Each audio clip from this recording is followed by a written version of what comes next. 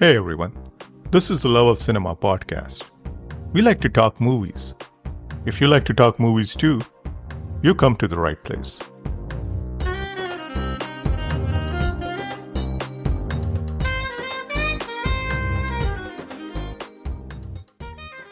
Then I went to a cycle which was in the compound of the office, and I tried to pull it.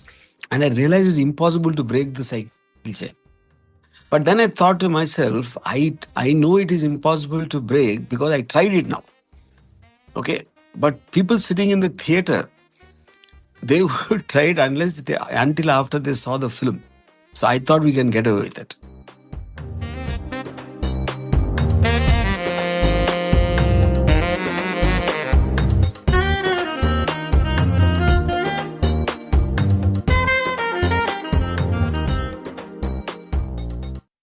Ashutosh Gowariker, Rajamouli, Anurag Kashyap, Sandeep Reddy Vanga. What's one thing common to all of them? Gopal Varma's debut film Shiva figures among their list of all-time favorites. And there's good reason behind it. Shiva is one of the most bold, raw, and engaging Indian action films. But it's not only the action in the film that lends Shiva its landmark status. It's the sheer emotion, the drama, the hero's arc, Raja's innovative background score, the way the film was shot, especially for the time that it was made in, late 80s. All of it make it a very special film. This is Himanshu, and you're listening to the Love of Cinema podcast. But before moving on, an important friendly reminder. Love of Cinema pod is my labor of love, and with every episode, I've attempted to create something that cinephiles will continue to find value, not just today, but over time as well. If you enjoy organic conversations centered on Indian cinema, Love of Cinema podcast was created for people just like you. So if you enjoy the podcast, please do consider supporting the show. Your support will help me continue creating content with shelf life for fans of Indian cinema everywhere. You'll find the link to support the show in the show notes. You can also support the show directly from the podcast website. It's fast, it's easy, and your support is greatly appreciated. Shiva is re-releasing world over in 4K next month. And I was delighted to have RGV back on the pod for an exclusive chat on Shiva. Last time RGV was on the podcast, we had a much wider chat encompassing many films from his filmography. This time around, we only focused on Shiva, his stunning debut film. In case you haven't listened to the earlier RGV episode, please do check it out. It's episode number 56. On this episode, we talked about the germ of Shiva, the striking rawness of the film, many key scenes, RGV's style of building up a scene, the cinematic influences on Shiva, and some very interesting anecdotes around the film. Towards the end, we also briefly talked about two recent films RGV has publicly showered his praise on, Animal and Kantara. And like always is the case with RGV, there is never a dull moment. An hour on Shiva with the man who made it, Gopal Varma. Here goes. Hey RGV, how are you doing? Yeah, fine. As good as ever. Great. I'm really excited to talk Shiva with you. So, RGV, Shiva is re-releasing next month in 4K. So it's exciting. And I hope that it's also releasing in US because I would love to see it. So I'm hoping that I'll get to see the new version. Yeah, they're releasing all over. Yeah, that's the idea. Yeah. Let me start by asking you, when was the last time you watched Shiva? Last time I watched was 25 years back. Could be 30 also, I'm not sure. Okay. And then after that, once we decided to re-release it, I saw it again. Now, this is about 2 months back. Okay. So from 30 years back was the first time. I mean, and 20 to 6, 4, 5 months back it was. Yeah. So during those 25 to 30 years, you never watched it? No, never. Have you ever watched any of your past films? After the I release? recently watched Satya Yes, after 12 yes. You mentioned years. that on Yeah. Twitter. Yes. Rangil also I've seen recently. Okay. But you see, once the film is done, I never watch it because because by the time you come for the release, you watch it so many times, you kind of get fatigued with the film, and after that, probably sometimes in a context, you might watch a scene or a sequence or something like that, but not the whole film in totality. I've never seen any of my films like that. Then, a couple of months ago, when you did watch Shiva for this release, what went through Yeah. your mind? See, before this, when we were doing coloring, coloring as in terms of to restore it to 4K, I happened to see one reel about 15 minutes or so, and I got tremendously bored, when I watched one reel. But then when Nagarjuna and Venkat came to me to restore, what I told them, see, we can't surprise them with the picture because everybody's seen it. We can do that with the sound because today we are in Dolby Atmos kind of age where the mono track of Shiva can sound very tacky if you actually put it in the main theaters, with the advanced sound systems.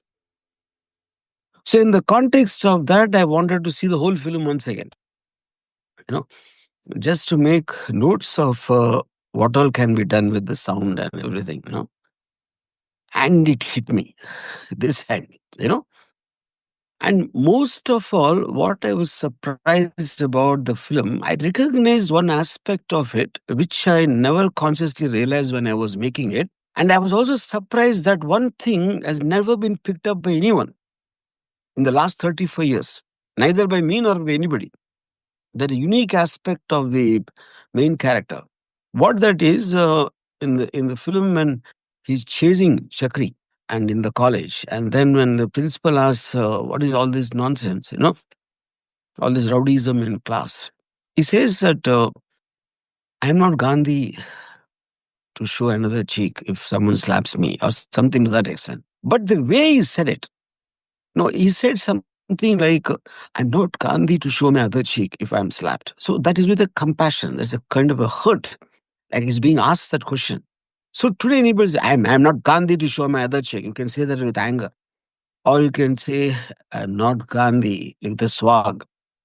Those everybody does, but the compassion, the hurt of the vulnerability of a hero is something never been done before or after Shiva. When I told this to Nagarjuna said, but without realizing it, how did you do it? Without consciously realizing it. I understood it now. That's what my point is. I realized I was subconsciously copying Amitabh Bachchan from the 70s of these Zanzi's Diwali. He used to talk like that. No? Right. So he never talked like a hero. He just in a hurt. No. So his courage is coming out of his self-respect and he's not overdoing the hero bit. Yeah, I can do anything. That arrogance is not there, which is the hallmark of all heroes' films today. Every film you take, all the big pan-India films also, the hero right from frame one looks invincible. No? He comes in a slow motion camera with the music blaring out and all that. He's already sold. So Shiva, he becomes a hero. He rises to be a hero in the context of the situation. That aspect of it surprisingly is completely dead. Is no one is doing it, and in spite of the very few characters who outlive time, Shiva, for example, Rambo is one more example. All the characters who outlive time, they have this common trait that they're very vulnerable. You know, And yeah. So why do you think that is? That why are people not doing it anymore? I think you see the one is the so-called fans. Because the fans want to feel a high the moment the hero comes. They're not really interested in the story, which is where the slow motion camera comes to the rescue. So the moment the hero's introduction is already hero, and the music keeps on saying hero, everybody's reactions, everybody says that. So that cinema itself is different. You see, first of all, it's a wrong thing to think cinema is the same. cinema works differently for different people. So if I want to feel a high, I want to see my hero coming heroically, not just like that entering and then to wait for the situation to come when he rises. And because of that, all of them look the same without exception. All of them fight the same. And if you're going to overdo in terms of throwing 10 people fly in the air and some other people bounce off the ground, we reach that stage of whatever. That is, I don't even know what to call that cinema. No, but it works for the so-called front benches because they come in for to an excitement. They want to scream, they want to throw papers, and they want to. No one knows how many of them are there because they're visible. It's like the silent, the silent majority versus the active minority. The active minority make the noise, and the heroes have this illusion that they are the only audience they have. So directors also have the same thing, and everyone repeats. So my question is, why was I mean, today you spend crores of rupees shooting the heroine's introduction scene, what they call elevation, and in Shiva he just picks up the chain. And why do people remember that for 35 years? And these crores of rupees sequence you forget in the second, by the time the next scene comes. You know, and there has to be a reason. Even if you consider Shiva is a very old film, the audience are different today. But that same thing working in Animal also. If Ranbir Kapoor just goes out and comes with a machine gun, just that short of 5 minutes, people are clapping in the theater. So I think it is the kind of a lack of ideas which is pushing up the production cost. And they're trying to artificially impress you without any thought behind it. That is what I think is happening. And this has been escalated because of wrong understanding of Rajamouli's films. Everybody wants to inflate everything, calling it a pan-India film. The more you spend, the more this, more that is. I think that is what mindset they've gone into. Like for example, like when I saw War 2, I was speaking to one of the writers and I asked him, why is the Japanese angle there in the beginning? I couldn't understand. But we don't have, see, our natural enemies are maybe Lashkar Tauba, Pakistan, or whatever. When America makes, Hollywood makes films, they always, their villains will be in Iraq or X or Y, or North Korea, something like that. So that creates a kind of a relatability. We don't even have trade with Japan, to my knowledge. And why would suddenly Japanese guys come and Japanese samurai warriors? And his answer is, we want to create a visual which nobody has seen. Huh? So I think if you're taking it away from the fundamental core of storytelling, for example, if they showed something like the Pahalgam incident, like what Spielberg does in Munich, the massacre of the athletes, and then to send the Mossad to hunt them down. Likewise, in Pahalgam kind of incident you create, Indians are massacred, then the hero goes to another country to hunt them down. Why can't we have such simple connecting issues? I have no idea. Now, RGV, you said that you watched Shiva after a long time. My question is it possible for a filmmaker to watch his own films a little more objectively many years later? Actually, it only can be done many years later. Because see, when you make the film, you're making it in parts. You're putting them together. A film is a series of decisions you take over a long period of time, and each of those decisions will be influenced by multiple factors prevailing for that particular time, on that situation, on that day sometimes. And by the time you finish it, you actually are watching others' reactions, not your own. Because you saw it in parts so many times, you lose your judgment completely about what's happening in the film. And then only because some others said good, bad, ugly, whatever, you see that. And when I see it many years later, I got detached. I am not the same person anymore. Everyone changes. So then you almost become like a audience when you watch the film again. So there are so many things I discovered as an original director myself when I saw it now. Can Yeah. you give us an example? Yeah, it's like one is like heroes. His character with vulnerability. That one. Second, the action has been shot almost like telling a story. There's no such thing as people are fighting in slow motion. They're getting hit. Somebody is falling. No effect on anybody's face. Almost every shot has been designed to move forward the story of the fight. There is a story in the fight also. What I mean is that, you know, and in terms of the characters being intelligent, every character has a reason. He's just not a villain. Like, for example, when Raghuvaran says, I think if this guy is better than JD, why are we backing him? You might as well call this guy into the gang. So he's not a brainless villain. He has a strategy for why he wants to do what and all that. So all the characters, they look very relatable and you can imagine them existing somewhere. They don't look unreal. So that kind of a cinema surprisingly happens very rarely. I have no idea. One of the biggest mysteries to me, which is the most easiest to copy. Like I would say the same about even Coppola. The kind of realism he created in Godfather, I don't remember seeing a single film after that. Yeah. Let's talk about the genesis of Shiva a little bit, and correct me if I'm wrong. But Yeah. from what I've read, there were these two people that you knew in college on whom Bhavani and Shiva were loosely based on. And Yeah. then there are these two movies that you always loved as a moviegoer, Way of the Dragon and Arjun. And all of that kind of comes together and leads up to Shiva. You see, Shiva's character was actually based on a guy in Hyderabad who was a Dada. Dada means he's an engineering student. He's a Vasavi Engineering College student. Those days, Hyderabad used to have these Dadas, the tough guys, basically. Unlike the Vijayawada rowdyism and Rayalaseema factionism, they used to be fighters. They used to control areas and all that. So this one guy called Ravi Wait, Yadav. so what's the uh, difference between a Dada and a Rowdy? Generally rowdy used to be called in Vijayawada. Huh? Rowdy cheater, for example. So it's like a guy who probably will take law into his hands and things. But a lot of groupism used to be there, not independent. For example, none of the top rowdies were fighters themselves in Vijayawada. They have people who work with them who do the dirty stuff.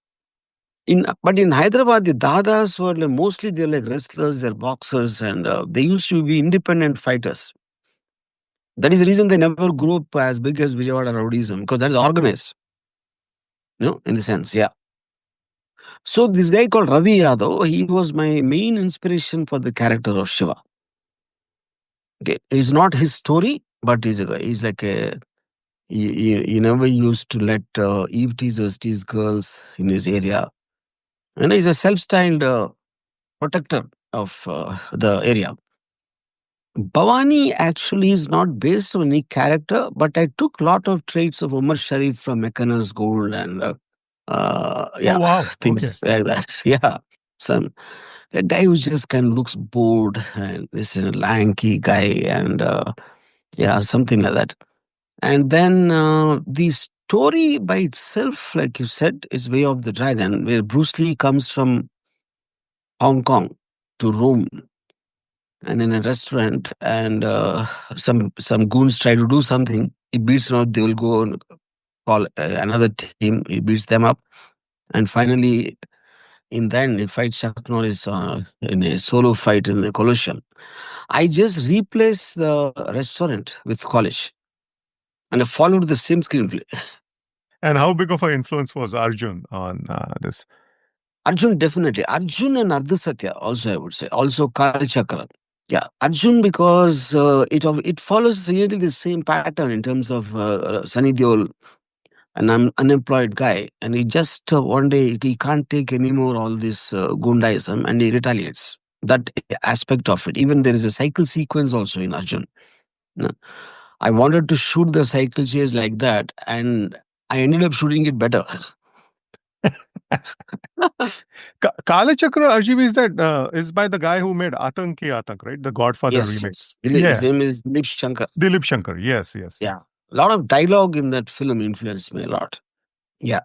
at Ardha Satya also, is, for example, when Om Puri comes in to meet Shetty, Rama Shetty, the villain, in the background there'll be people sitting and playing cards and all that. That's exactly, I took that shot. It's exactly same shot in Bhavani's place. Yeah.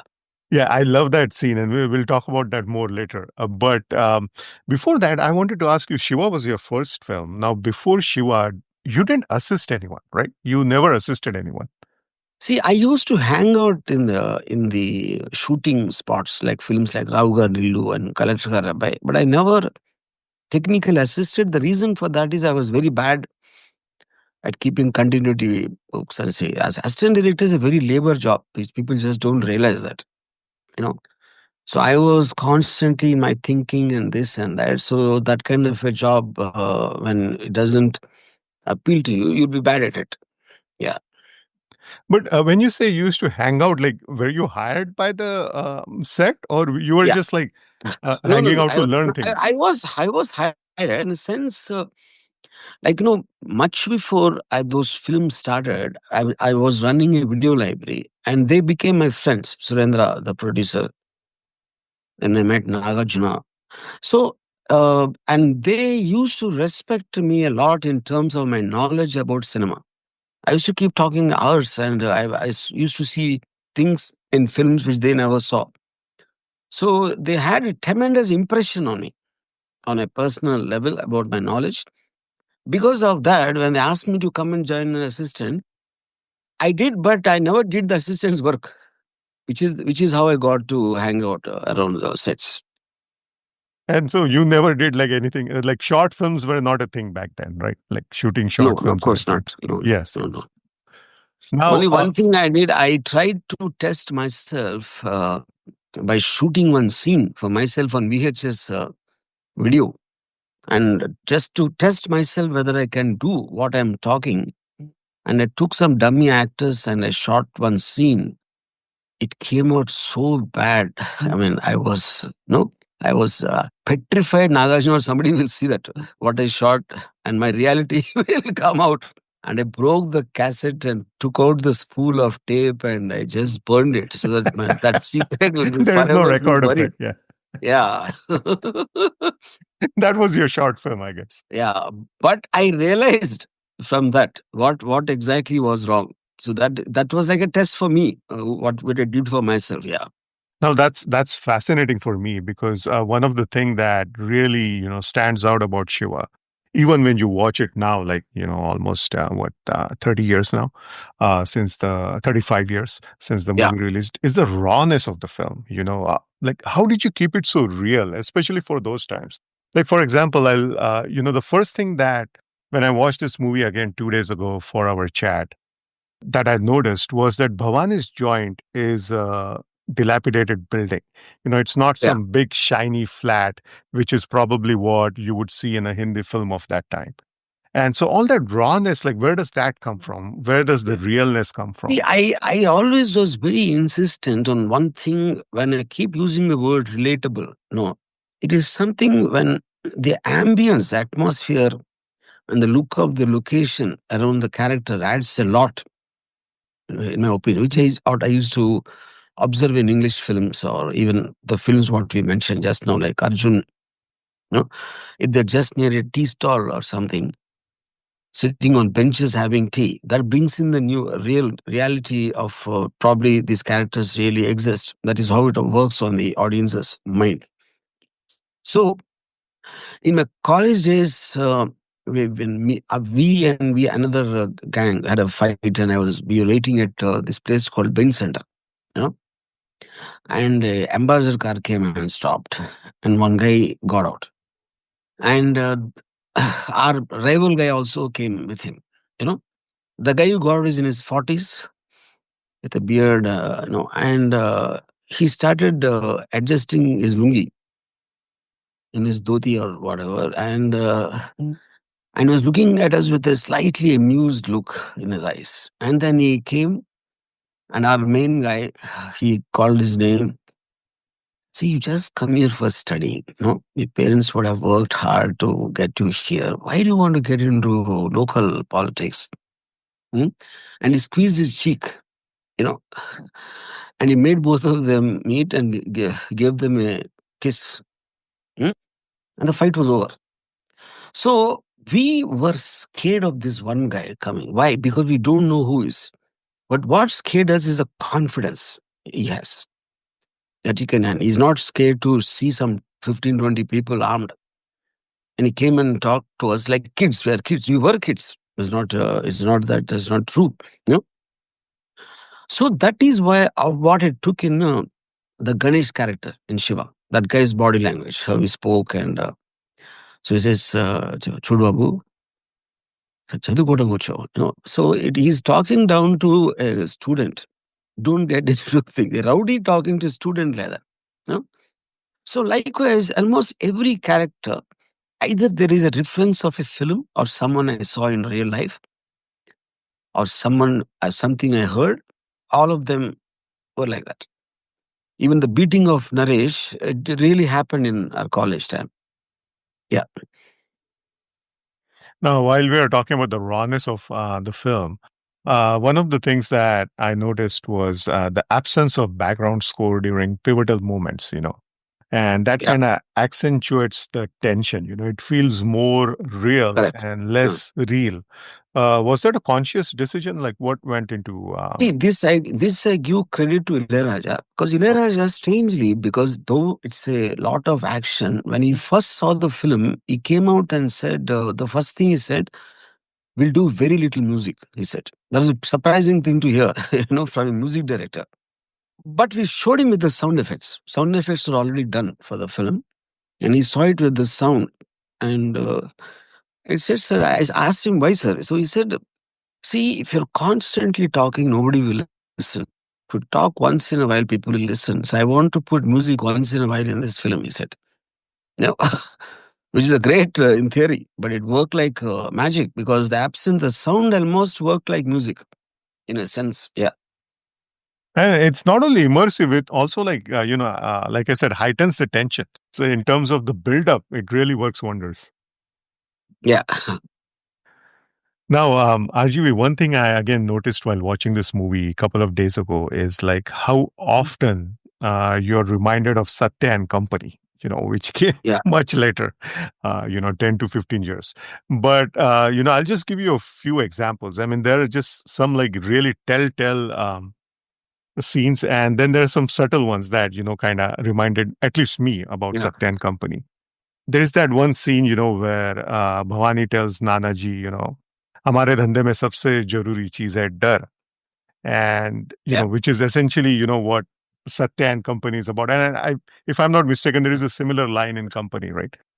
yeah, That so that is there, and that scene where Tilakdhari asks Bhavani, ये शिवा का क्या है, which is again very reminiscent of Bhau's ये Satya yeah, क्या चीज है. yeah, correct, correct. Yeah, So that too, and then there are other scenes like you just mentioned, like when that Kanta Prasad's man comes to see Bhavani, the tracking shot, where we see him walking past Bhavani's man, making his way through Bhavani's joint, passing someone, answering the phone before he finally yeah, gets to Nanaji, who by the way yeah, is listening to Pankaj Udas. yeah, And that yeah, reminded me of a couple of scenes from Satya, where Satya enters that bar to kill Jagga, and the camera tracks him, and there is, correct. Mujhe Pyar Hua Allah Mia playing in the background. And the scene Yeah, where Mule and Satya, go up that spiral staircase to correct. see Kallu Mama for the first time. So it's just like, it's really cool, how these are like callbacks to movies that came Yeah, afterwards. I think it's like in my language, it's like introducing the characters, introducing the location, introducing the ambience of where that man is, just to get a feel of him. So I do this quite a lot actually, and this also I believe I picked up from all Bruce Lee's films. He comes from somewhere in every film of his, Yes, yes. mostly. Yeah. So through his eyes, we get to see the location and the characters, and because of that, we connect to that more stronger. Yeah, And let's talk about a few scenes. So the first one that we got to talk about is the highlight hotel scene, where Ganesh meets Shiva with the raging, gas stove in the foreground. Yeah, And yeah. we know some shit's about to go down. That's for sure. With the raging gas stove. And, I kept on thinking, when I first saw the film, which was back in the mid 90s, when I was like 12 years old. But that time, I thought, okay, he's going to light up the whole thing or there's going to be something with the fire. But he essentially just like splashes the hot tea on his face. Yeah. And then, they have a confrontation and then he's set off. Such an impactful scene. And again, for those times, it was so real, so raw. And it's really the first time that Shiva kind of, imposes his authority, right? Like he essentially tells Ganesh that, look, now, it's going to be my word now. See, that actor, whose name is Ganesh, that character Ganesh, Yes. he was such a bad actor. You can't believe it. When I was shooting this particular Wait, so scene, you're talking about I Bridge was Gopal or? impossible. Yeah, no. Yeah. I was about to beat him up, because not giving the right expression, and my assistant directors were holding me back. That is my memory of that scene. You know, he was not getting the right expression. So many takes we took for that. Yeah, But still, the scene worked. yeah, And then the other scene that I really like is when Ganesh and his men are chasing Chotu, the big shadows on the wall. yeah, I still remember when I watched Shiva for the first time, like I told you, in the mid 90s. I was around probably 12. And that scene was pretty frightening for me because of those oversized yeah. shadows. It's like Correct. it's like a horror movie. And again, there is no music there, so it's just like we hear the footsteps of the people chasing him. But that scene is again, it's pretty scary. That And scene, that particular shot when he goes behind the wall and comes back with axe in his chest. You know, that shot I copied from a film called Fireman Army. When Chinna, that guy goes behind the wall and then comes with axe in his chest. In the same scene, what you're talking about. So that shot I copied from Fireman Army, okay, which I saw as a kid. Yeah, interesting. Okay, I haven't seen that film, so I'll watch it. yeah, When Prakash is chased by Ganesh and his men through a region that looks straight out of Sholay, with those big yeah. boulders. I don't know if Boulders that and is correct. Chitradurga area or thereabouts. Yeah, that was actually old Jubilee Hills. Jubilee Hills used Okay, to be like that. Yeah, okay. So, yeah. I again saw that as a nod to Sholay, which I know that is a favorite film of yours because it's Yeah. it's like that's another film where we have seen that. Arjun, tell us about that Steadicam tracking shot where Shiva chases JD through the college building. Huh. Because I think, again, that was like a first for those Yeah. times. Yeah. See, study camp. Basically, when I was when I was hanging around in the studio, Annapurna Studios used to subscribe to a magazine called American Cinematographer. I don't know if it exists now. So it used to have lots of details of equipment and you have photography, which film was shot, and technical details and all that. I used to voraciously read those magazines. And first, I came across Steadicam in that magazine. So before that, you see, when the camera you're moving, they'll always jerk. The motion will be jerky on the screen when handheld camera. Now, a cameraman called Garrett Brown, when he was jogging, he suddenly realized when I'm jogging, how come the image doesn't shake? But when I'm holding a camera, it shakes. Then he realized the shake is not to do with the body jerk, it's actually to do with you trying to adjust the eyepiece to the camera. So he came up with an idea not to have an eyepiece. And then the camera to hold on to one grip, an hydraulic grip. It smoothens the movement and the monitor is away from. So using this is the first time it was used in Shining, Stanley Kubrick's Shining. But Shining was a commercial failure, so no one really gave it much attention. Though the Steadicam shots are very pronounced in Shining, you know. Then it was used in Rocky for the fight sequences. And Rocky running up the steps and things like that. So that is when the whole, because Rocky was a huge success. The world woke up to it, but a lot of people were reluctant to use. So when I was telling about the study cam to somebody in the studio, he said, even here we have it in Hyderabad.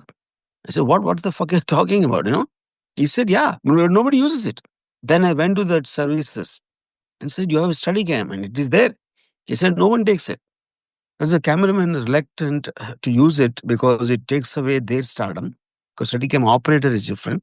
And my cameraman said it can't focus properly and it can't balance, it won't center the object.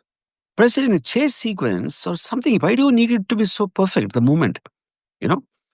And I insisted on using the Steadicam. That is how it came in. And the 1 year after Shiva release, there were 10 Steadicams in the country. Because everybody wants wants a Steadicam now. There's some little things, in Shiva that always have fascinated me. Like that scene, at the police station where Nanaji arrives with the lawyer to bail out JD. Yeah. And Nanaji's sidekick kind of whispers in his ear, Yehi hai Shiva did Shiva. it. Yeah. And then later on, Nanaji whispers in Bhavani's ear, Shiva. Yeah. It's kind of a building of a legend, Correct. there, it's like almost like Shiva is a superhero.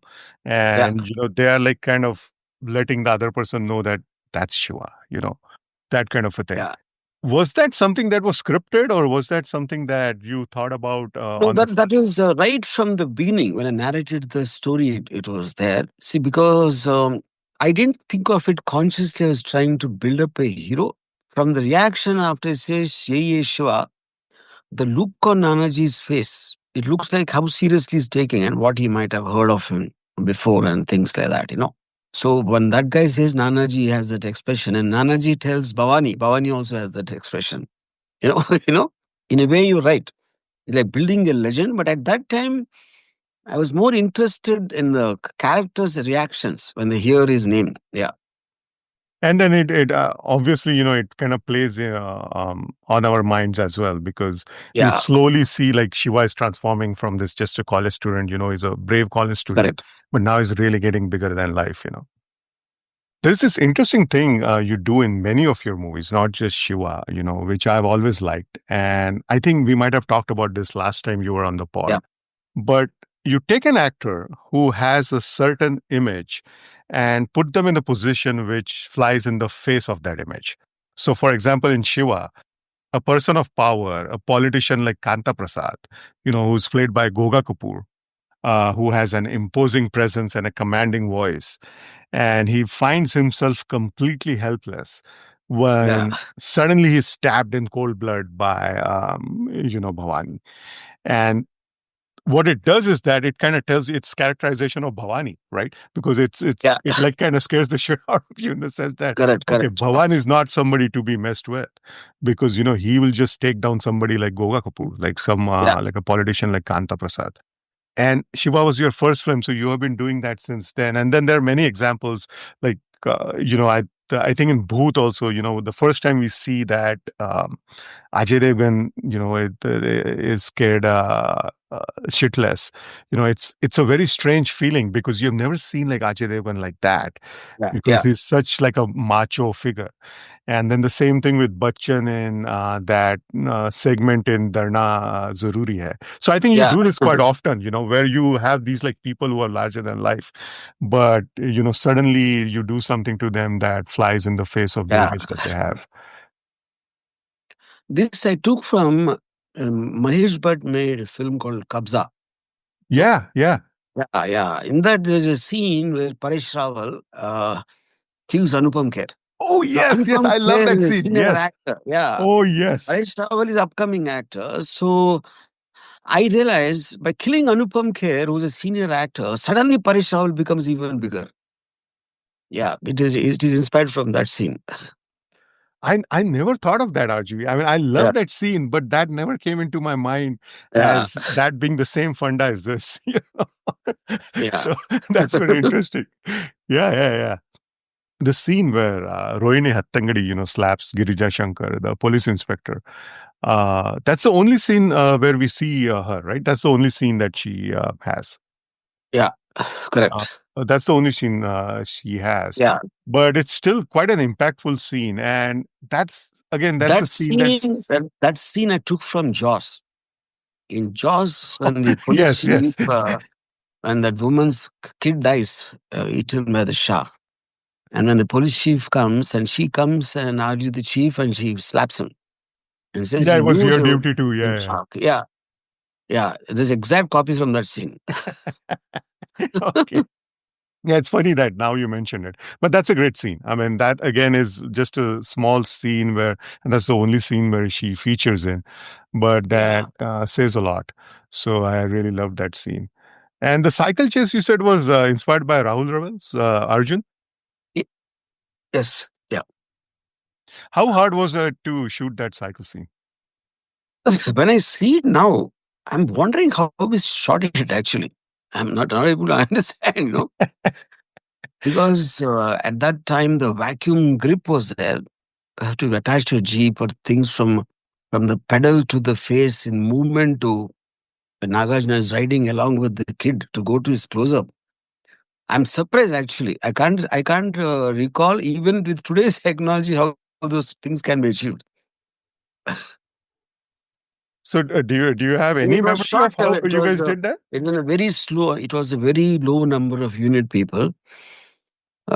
We just kind of shot it like a guerrilla shoot actually, because those days to shoot it in the roads and to close the road was not a option. Permission to close the road. So all that was real traffic. Yeah. Oh yeah, yeah. It looks really real. I mean, and the Yeah. intensity is there too, and it really feels like Nagarjuna is really like bicycling the shit out of his Correct. mind. Correct. And he was. I don't think any actor will do now. We took the risk because we didn't know it was risky. You know? Right, and you could take it. Yeah. Yeah. Now, this is something I read on the internet, so I'm not sure if this is accurate. But initially, the Shiva's first fight with JD was supposed to be while playing football, loosely based on a similar scene from Yeah, One that's and true. That Two. is true. Yeah, Oh, that is correct. true. Okay. That's So, true. what Yeah. made you When change I it to a narrated cycle that chain thing? to Venkat, one of the producers, he felt it was not. Football was not happening or something like that. And then me and Teja were walking on the road one day. Uh, Teja, my assistant, was my assistant at that time, and he said something to do with the cycle chain. The new cycle chain in the fights in Old City and all that. That gave me the idea suddenly. And when I got excited, I went and told Venkat, and he said, "It's brilliant." He said, Then I went to a cycle which was in the compound of the office, and I tried to pull it. And I realized it's impossible to break the cycle chain. But then I thought to myself, I know it is impossible to break because I tried it now. Okay. But people sitting in the theater, they would try it until after they saw the film. So I thought we can get away with it. And they bought it. Mm. Yes. Yeah, yeah, No, but that became an iconic scene, right? I mean, that's yeah, probably one of the most iconic images from the film. And all those low angle shots, Ajvi, like, Shiva and his crew walking out after visiting Chotu in the hospital. We only see their shoes. yeah, JD and the gang waiting with the hockey sticks for Shiva. Again, that low angle shot of the shoes and the hockey sticks. And then there's that one another great shot that I like a lot is when those guys are going in the van and Ganesh's men are waiting for them and the wheel just turns in that direction yeah, before they start following them. yeah, yeah. So all those low angle shots, where did that come from? I think predominantly that photography was like high influence of Hollywood films. I'm sure there will be a lot of such shots in Rambo and films like that. Yeah, That's where you were influenced by. yeah, And then there are some very interesting scenes in a different way. The one scene that really stands out is where Amla tells Girija Shankar, that before marriage, she was all yeah, for fighting injustice and standing up to injustice. But after marriage, she questions the risks involved in yeah, doing so. And it's something that it shows it shows her maturity arc as well as how she's evaluating life now. yeah. I Um, mean, that was a very interesting scene, which kind of took a different trajectory for a minute there. So, what can you tell us about that? Yeah, I would say, see, even in real life, it's not as if we stick to exactly what we think at any given point of time. It is subject to change depending on the situations and circumstances. Yeah. So at the time when she, in the beginning, she probably wouldn't have herself realized the kind of a where this can lead to. And once it goes beyond the limit, obviously there will be a change of mind. And I think that's pretty natural. Yeah. And what was it like working with Raja in your very first film? I mean, the Botany Yeah. song was also Yeah. unlike anything we had seen in See, Hindi. I was basically obsessed with Ilayaraja's music in my college days. It was like probably the most, probably I could go without food if I listened to his music. I was that obsessed. So it was a dream come true for him to do the music of my first film. And by this, so because his ideas were very unique about music, not comparable to any music director of that time. I remember when he was doing the background score, it was happening in famous studio in Bombay. It was like to see him or conduct the orchestra was a pleasure. There's one visual I can never get out of my head. You can see the intensity of the music coming from within his body. It's almost like an invisible electric current is coming from him, his body onto the screen. That is the feeling I had, And especially the cyclic music. Yeah. yeah, he was that much into it. Yeah. Yeah. And the Botany song, what can you tell us about that? I mean, that was like a very different song for that time. It's probably the most fun college song. I basically, when I spoke about that to Ilayaraja, I told him, sir, I want it. Exactly, this is the same word I use. I want a fun college song. That's the exact word I use. I want to have lyrics like very, very normally what people, lingo, what students use and things like that. And after I told him this situation, and I gave him a reference of an old Tamil film, which he only has done, where the mukra only keeps on repeating. It doesn't go into antra. So that is a reference I gave from his own song, of a Tamil song. Then he composed it. By the time I finished my brief to him, which probably took around 4 to 5 minutes, he started humming. Ja, ja, ja, ja, no, dun, dun, na, na, na, na, na. Oh, yeah, song. Yeah. And that's the only song that you reshot for the Hindi version. That and also Meri Kadar Jani Okay, that one Sayaj too. Mehraban. Yeah. Yeah. And what's the reason that you felt that you No, should because reshoot those two because songs? of the lip sync. Because of the lip sync. Yeah. And also there was a change in location of the college also in Hindi Shiva. Right. Now, RGB, the casting of Chandrasekhar as lecturer and Iftikhar as Yeah. principal, two very popular character actors of 70s. Yeah. How did that happen? Like, was that like something that you handpicked and you wanted them to be in your Yeah. movie because Because you're a fan of I 70s? see. Yes, yes, yes. I really like both of them in the Hindi films I saw. And I felt, though in the Telugu film we put unknown actors, we didn't put popular actors in those roles. In Hindi, I thought because Nagarjuna and Amla also were new for that. So to have few known faces and in minor roles can give the look more authentic. Yeah. There are a couple of differences between the original Telugu film and the Hindi film. I Yes. think the slightly different ending in Telugu one, Shiva surrenders in the end, if I'm not mistaken, and in Hindi, the end is slightly ambiguous, right? In the end, with See, main Shiva's difference is Amla dies in the Hindi version, whereas the yes, kid dies in the. and his niece dies in the Telugu. Yeah, Yeah. correct, correct. Yeah. What was the reason behind those changes? See, that reason was mainly I felt, because I thought when Nagarjuna says, I'm not going to, there's no point in killing Bhavani, because if you kill Bhavani, Ganesh will become Bhavani. And we have to kill the system, not the people. And, but then what do we do in the climax? So I thought it was very convenient for me to bring the kid, because the kid was not there in the last 1 hour of the film before that happens. So since Amla is the principal character, she's traveled with Shiva right from the beginning of his journey. I thought the emotional context could be much more stronger if I made Amla the victim, is what I thought. But lots of people who saw the Telugu version, they didn't like that. Yeah. And okay, so I see that you thought that it would be emotionally much more impactful if you killed a love interest. Yeah. Okay, I see. Yeah, I've seen the Telugu version only once. I've seen the Hindi version many times, but I think the Telugu. Incidentally, I want to clarify, we are releasing the Telugu version in Hindi also. Now we're releasing in Oh, okay, Hindi the dubbed Telugu version, not the original. okay, okay. Yeah. Great to know that. It is around roughly 15 minutes shorter than the Hindi version. Okay. And Yeah. is this really a restoration, or is this more like a like a?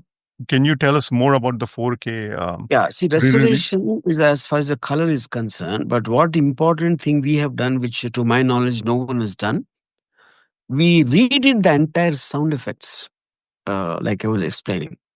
Entire sound has been redone for the picture. And the music also has been redone by using artificial, AI apps in terms of to isolate the thing and remix it in Dolby Atmos. Yeah. Okay, I see. And so, were you and Raja involved in this process throughout, or is this No, no, no. There is the music was not redone. It was okay? the same music was taken and converted using AI apps. Yeah. Okay, okay. Now, RGB Shiva is a widely influential film. Everyone, including Gautam Vasudhamanan to Sandeep Reddy Vanga to Rajamouli, have mentioned it as one of their deepest influences. In their interviews. You have recently publicly expressed your admiration for two recent films, and I just wanted to, touch Yeah. on those two films. And one is, of course, Animal, which you said you liked a lot, and then recently you also said you loved Kantara Chapter One. What was it about these two films that you liked so much? Like, what I mean, appealed? they both are for two very different reasons. See, Animal, it created shock value for me, especially a protagonist character to be designed like that. I've never seen anything like that. And I don't like films in totality. I mean, like for example, I told this to Sandeep also. I didn't care much for the father son relationship, which is mainstay of it. And but I feel film is like a person. You might like some traits, you might not like some traits of the same person, and different people also will perceive them differently. So to that extent, I would say. Now coming to Kantara, I more than anything else, I loved the effort. It's like the dressing up of scenes, which I see. Spending money is not about throwing money on VFX or putting sets and all that. Right. But detailing each department has done in each and every scene without exception. That's what which blew me away. The story and all that, I mean, I didn't connect with much. I'm not into gods and all that, that aspect. But it is 15, 20 visuals which take your breath away when you're seeing it in terms of their newness, in terms of their emotional connect. Yeah. So, as a filmmaker, it becomes very difficult for me to enjoy a film for the sake of the film because all the time my mind is going into the craft.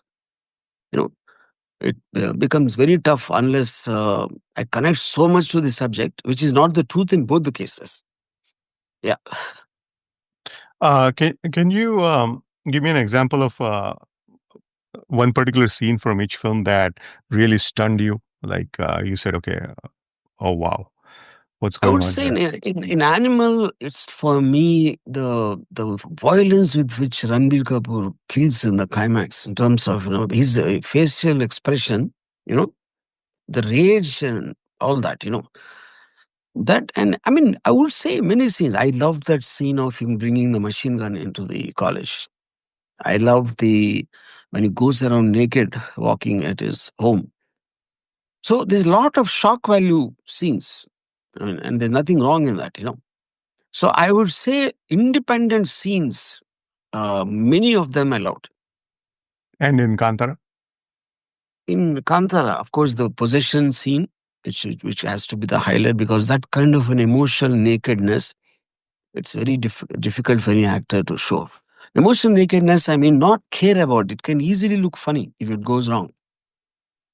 When he's making all those noises like wow and all that, it can easily go wrong. The actor needs a tremendous conviction to that extent. Those scenes, performances, and the overall sound design is extraordinary. Background score is out of the world, and all the departments, I would say. Yeah, Did you like Kill? I haven't seen. Okay. And what's the latest on Syndicate? It's I'm just now finishing Police Station Mein Booth, which is with Yes, Manoj yes, Bajpayee and Jenny Lia, yes. and I that will start immediately after that. So I'll be done with that in next 2 months or so. Okay. And Police Station Mein Booth is a horror comedy, right? Yeah. It's the first time you're working with Bajpayee since Sarkar 3 now? Yes. Okay. Yeah. Great. And Sarkar also is a very minor role. Yeah. yes, yes. And what can we expect from this movie? I don't know. But see, one of my biggest dilemmas, I don't know if it's a horror film or a horror comedy, because some people who saw the Russians are feeling very scared, and Okay. some people are thinking it's very funny. So even I'm in the twilight zone right now. But like the name, maybe the name doesn't suggest, but the basic point is an encounter cop kills a dreaded gangster and he comes back as a ghost. Yeah. So the theme of the film is you run to the police when you're scared, but where will the police run to when they get scared? Right. Yeah. You know, So I this, think the very thought is funny in a way. That is the reason I'm calling it horror comedy. yeah, yeah. Which movie was that? This is your movie where Zakir Hussain is the cop and he is possessed by somebody in the police station. I No, no, forget. no, not no, no. No? I Randeep didn't see. Huda and Zakir Hussain. That was not your movie. Okay. No, no, no, no. Okay. Okay. Maybe I mistake some other movie. Okay. Okay. Very interesting. Yeah, I'm looking forward to this police station mein booth. Yeah. And it's great to see you doing comedy again, because I love Daud, and I'm a big fan of Love ke liye kuch bhi karega too. So really looking forward to what you're doing with comedy. Finally, RGV, we'll play a short round of rapid fire where these are just simple questions where I call this game a game of shoot, where I'm going to ask you questions and you're going to shoot back answers. So without thinking too much. So whatever comes to your mind, right away, Yeah. you shoot back. Ready? Yeah. A film of last 5 years that blew you away. Oppenheimer. If you were to reboot one of your movies as a mini series, which one would you pick? I think Satya. Oh, wow. Okay. Yeah. Or maybe Company, actually. Actually, Company, I think makes more sense to me. Yeah. Company. Okay. Maya Bazar or Bahubali? Bahubali. Who among the newest generation of actors has impressed you the most? Ranveer. Favorite Ranbir film? Favorite? Ranbir film. Animal. If you were to work with Bachchan again, what genre would you like to explore? I want to make a horror film with him. Okay. Because he's never done a horror film except for the small segment in Darna. Okay. Yeah. Your favorite Bhansali movie? Pansali film. Maybe Hum Dil De Chuke to an extent. Look, I am not into spectacle. I'm not into that kind of a production design. Look, I Okay. believe in more realistic films, so I'm not technically that much into that kind of cinema. Okay. Okay. Jaws or Jurassic Park? Jaws. Chalbaz or Mr. India? Chalwas. If you were to work with Urmila again, what genre would you like to explore with her? I mean, she's very versatile. I don't. But I'd rather do something very unexpected, not Hmm. like a scone or a booth time or a satya. Yeah, I'm not sure at this point of time, but something very unexpected. Yeah, Okay. And finally, 3 Telugu films you would recommend to someone not from the Telugu hey, speaking world. 3 Telugu films. I can't think of it. You know, a lot of Telugu people I, are going to be I pissed I off. I don't watch Telugu films at all. No, but I'm sure you have watched a lot growing up or Oh, you're talking about ever? Yeah. ever. Yeah, all time, all time. Oh, like that. I would say maybe Shivaranjani. That's in an Rao film. Hmm? It's a film called Guppedu Manasu. It's K. Balchandar. And maybe for entertainment, say Gadi Ramudu. NTR. Yeah. Yeah. Okay. Great, great.